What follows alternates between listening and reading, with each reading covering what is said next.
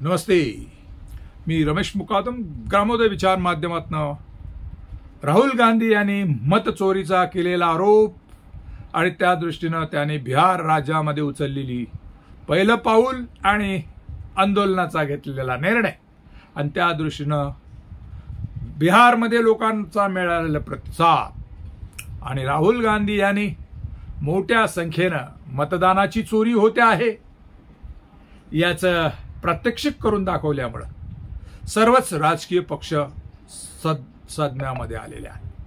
काँग्रेस असो, राष्ट्रवादी असो, सेना असो, बीजेपी असो, कम्युनिस्ट असो, स्थानिक पक्ष असो, समाजवादी पक्ष असो, प्रत्येकाला अशा प्रकारे संघटितपणे मतदानामध्ये घोळ केला जातो याचा आता विश्वास वाटू लागलेला आहे आणि आपल्या राजकीय अस्तित्वासाठी आता सर्व लोक जागृत झालेली आहे आणि भारताची लोकशाही जगली पाहिजे, टिकली पाहिजे.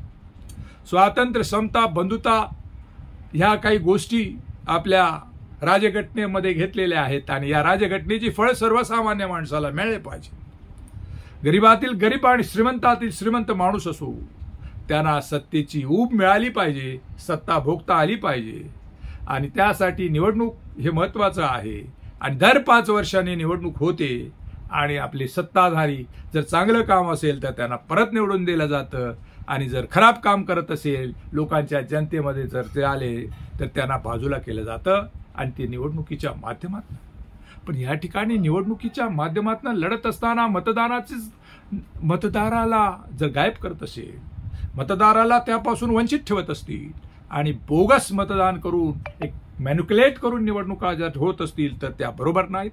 आणि या संदर्भामध्ये काही लोक न्यायालयामध्ये गेले आणि स्थानिक स्वराज्य संस्थेच्या निवडणुका ह्या शिक्क्याने व्हाव्यात, या ईव्हीएम मध्ये होऊ नये, मतपत्रिकेद्वारे व्हावे अशा अपेक्षा केल्याने सुप्रीम कोर्ट या ठिकाणी काही निर्णय झालेला आहे आणि आगामी स्थानिक स्वराज्य संस्थेच्या निवडणुका या बिगर ईव्हीपॅट होऊ नयेत असं त्यांचं म्हणणं आहे. ईव्हीपॅट लावाव्यात आणि या पॅडद्वारे जे मतदान होतं, जे EV1 मशीनमधनं होणारं वोटिंग आहे आणि त्याला ईव्हीपॅट लावावेत की जेणेकरून जे प्रथम आपण वोट देतो ते आपल्याला दिसतं आणि ते वोट कोणाला जाईल हे ते चिन्ह येतं हे समजतं आणि जर काही वाद झाला तर निवडणुकीचा निकाल देताना त्या व्हीव्हीपॅडमध्ये असलेली जी काही मतं आहेत ती मोजून पुढचा निकाल द्यावा असं न्यायालयाने सांगितलेलं आहे. आणि ईव्हीपॅड असल्याशिवाय निवडणुका घेऊ नयेत असं न्यायालयाने सूचना केलेली आहेत निवडणूक आयोगाला. त्यामुळं महाराष्ट्राचे सर्व पक्ष, मग शिवसेना उद्धव असोत, काँग्रेस पक्ष असो, शरदचंद्र पवार यांचा राष्ट्रवादी असो किंवा उद्धव सेना असो, यांनी मागणी केलेली आहे की महाराष्ट्रामध्ये होणाऱ्या स्थानिक ज्या निवडणुका आहेत त्या मतपत्रीद्वारे व्हाव्यात. वंचित बहुजन आघाडीने देखील हीच मागणी केलेली आहे आणि आगामी जिल्हा परिषद पंचायत समितीच्या निवडणुका या बॅलेट पेपरने व्हाव्यात अशी सर्व लोकांची मागणी आहे आणि व्हीव्हीपॅट या ठिकाणी उपलब्ध नसल्यामुळं ह्या निवडणुका ईव्हीएमने होऊ नयेत अशा अपेक्षा व्यक्त होत आहेत आणि सुप्रीम कोर्टाचा निर्णय महाराष्ट्राच्या निवडणूक आयोगाला बंधनकारक आहे आणि महाराष्ट्राच्या निवडणूक आयोगानं त्या पद्धतीनं आता व्यूहरचना करणं गरजेचं आहे.